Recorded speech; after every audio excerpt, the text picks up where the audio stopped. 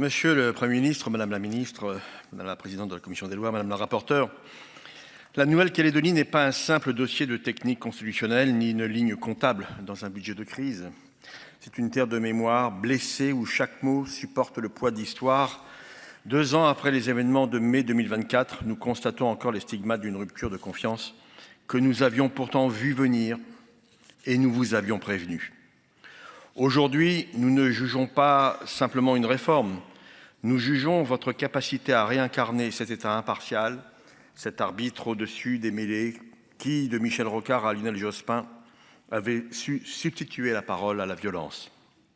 Nous arrivons aujourd'hui à une étape de respiration démocratique, demandée de longue date. L'objectif est noble, permettre des élections apaisées.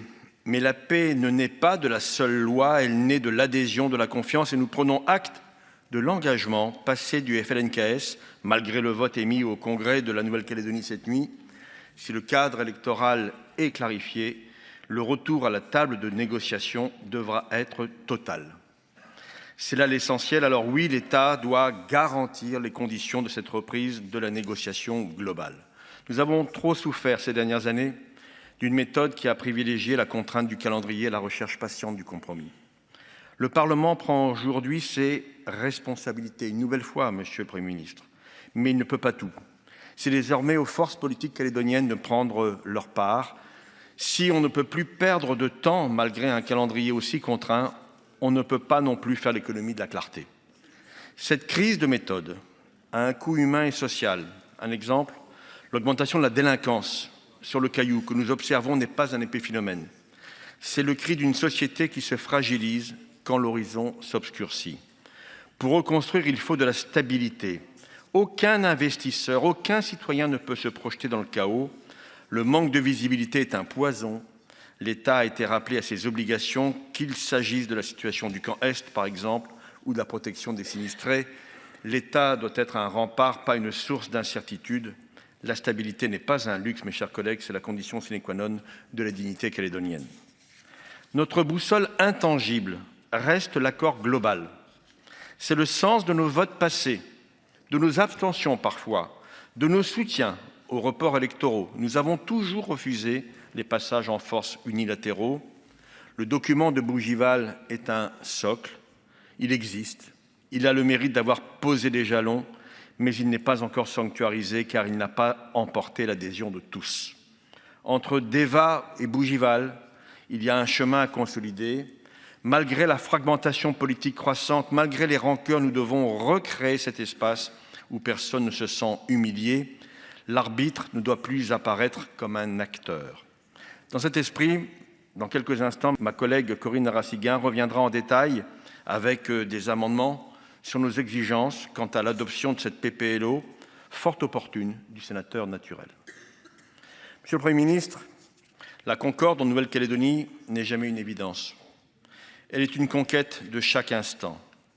L'histoire nous regarde, elle nous rappelle que lorsque l'État s'aligne sur un camp, la paix s'éloigne.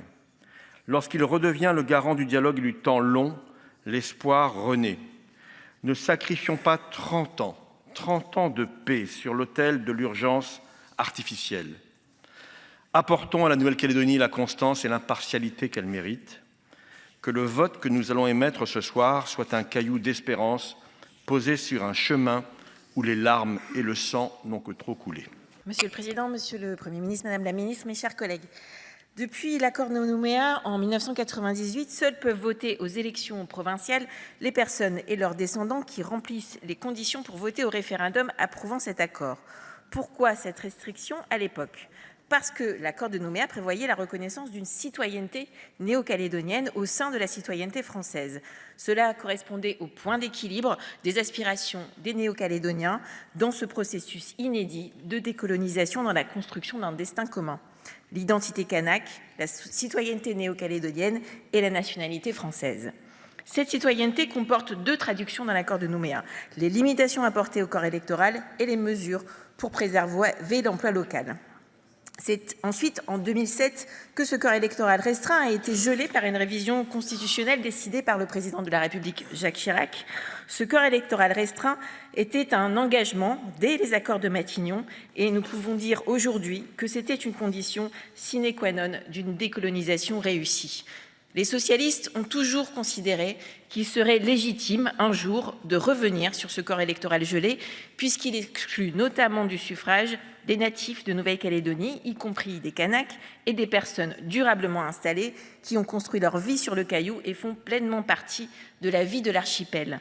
Mais en mars 2024, quand le gouvernement a tenté de modifier le corps électoral à marche forcée, en même temps que la répartition des sièges au Congrès, sans avoir trouvé un accord global consensuel sur l'évolution institutionnelle, et cela malgré nos nombreuses alertes et mises en garde dans cet hémicycle, il a ouvert la voie aux terribles émeutes de mai 2024, ayant entraîné la mort de 14 personnes. Ensuite, malgré un début d'accord innovant trouvé à Bougival à l'été 2025, le consensus n'a cessé de s'effriter jusqu'à devenir impossible à trouver.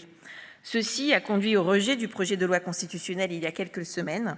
Les socialistes ont alors été très clairs. Les élections provinciales doivent se tenir avant le 28 juin prochain. C'est une question de constitutionnalité, mais aussi de légitimité démocratique pour des élus en place depuis 2019 et sans cesse prolongés dans leur mandat. Aussi, nous nous réjouissons de la tenue de ces élections locales dans le temps qui était prévu afin de permettre le renouvellement des élus locaux qui seront ensuite chargés de trouver enfin la voie d'un accord global et consensuel pour un avenir durable et stable du territoire.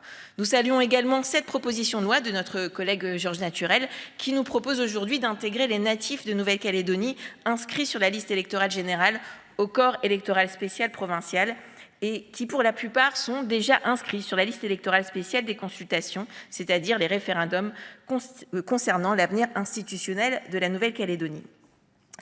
Il ne s'agit pas d'un dégel large du corps électoral qui nécessiterait un accord global et une révision de la Constitution. Il s'agit d'une évolution qui nous semble nécessaire, qui respecte l'esprit des accords de Nouméa et que nous soutiendrons. Mais pour lever toute ambiguïté sur la portée de cette évolution du corps électoral, nous proposerons un amendement pour préciser l'écriture de l'article 1. Si nous approuvons la suppression de la référence au tableau annexe voté ce matin en commission sur proposition de Madame la rapporteure, nous préférons éviter la simple référence à la liste électorale générale pour fixer clairement comme objectif le rapprochement avec la liste électorale des consultations. Le principe d'un corps électoral restreint lié à la définition de la citoyenneté néo-calédonienne doit rester explicite. En revanche, nous nous opposerons à l'amendement du gouvernement en proposant d'intégrer les conjoints qui nous semble contraire à la Constitution. Je rappelle que le débat a déjà eu lieu en 2009 lors de l'examen du projet de loi du pays relatif à l'emploi local. Le Conseil d'État avait alors écarté cette disposition, faisant valoir que le conjoint d'un citoyen de Nouvelle-Calédonie ou la personne liée à ce citoyen par un pacte civil de solidarité, sans avoir la qualité de citoyen de Nouvelle-Calédonie ou remplir une des conditions de durée suffisante de résidence en Nouvelle-Calédonie, ne saurait bénéficier du même traitement que les citoyens de Nouvelle-Calédonie, une telle mesure ne trouvant aucun fondement dans l'accord ou la loi organique. L'accord de Nouméa ainsi que la loi organique de mars de 1998 ne prévoient pas en effet de procédure acquisitive par le mariage de la citoyenneté de Nouvelle-Calédonie. Le corps électoral en Nouvelle-Calédonie est un sujet éminemment politique, mais aussi intrinsèquement lié à la citoyenneté calédonienne et à l'histoire d'une ancienne colonie de peuplement où le peuple kanak est devenu minoritaire à la suite d'une histoire coloniale.